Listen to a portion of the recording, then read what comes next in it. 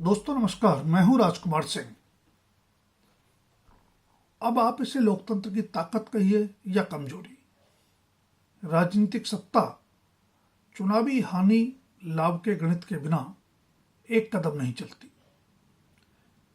1 फरवरी 2025 को आज पेश केंद्रीय बजट भी इसका अपवाद नहीं।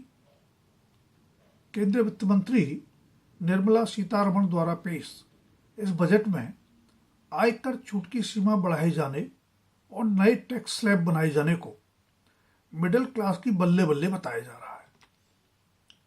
बेशक नरेंद्र मोदी सरकार में अक्सर निराश रह जाने वाले मिडिल क्लास को आयकर में उम्मीद से ज्यादा राहत मिल गई है,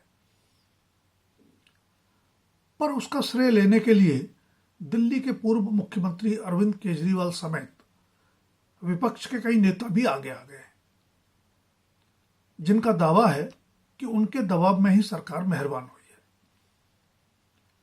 यह तो सच है कि कुछ दिन पहले ही अरविंद केजरीवाल ने मिडिल क्लास को राहत देने के लिए केंद्र सरकार से अपना मांग पत्र पेश किया था, लेकिन 10 साल से केंद्र में सत्तारूढ़ नरेंद्र मोदी सरकार दबाव में, खासकर विपक्ष के दबाव में फैसले लेने के लिए नहीं जानी जाती।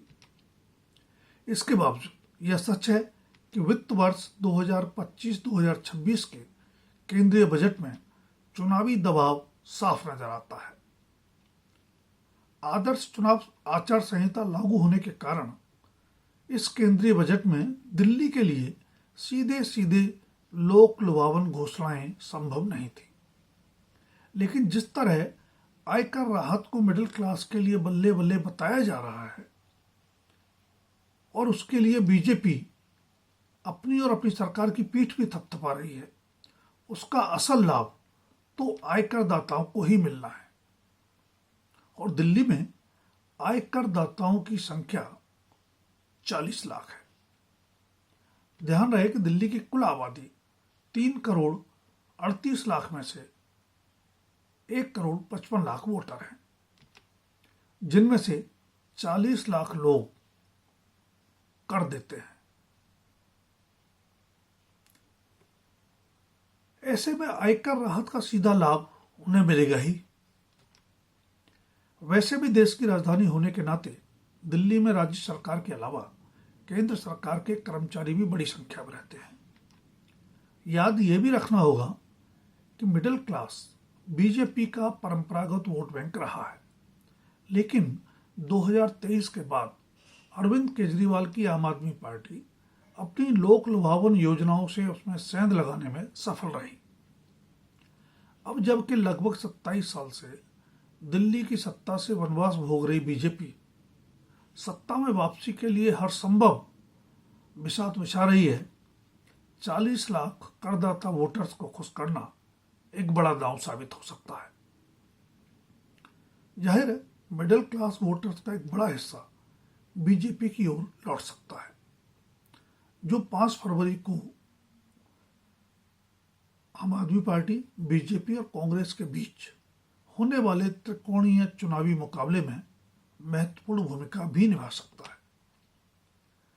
दिल्ली के अलावा इसी साल के अंत में बिहार में भी विधानसभा चुनाव होने हैं।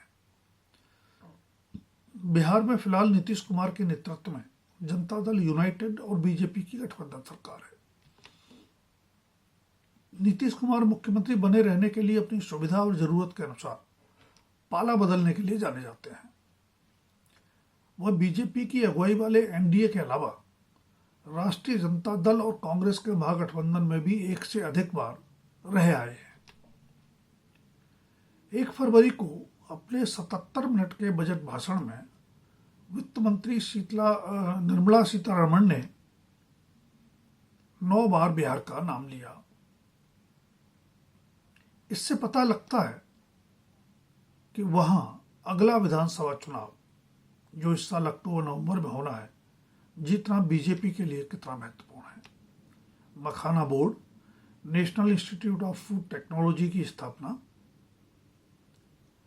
आईआईटी पटना का विस्तार और पश्चिमी कोसी नहर परियोजना समेत कई बड़ी घोषणाएं बिहार के लिए करने वाली सीतारमण बजट पेश करने के लिए भी बिहार की प्रसिद्ध मधुबनी साड़ी पहनकर आई थी।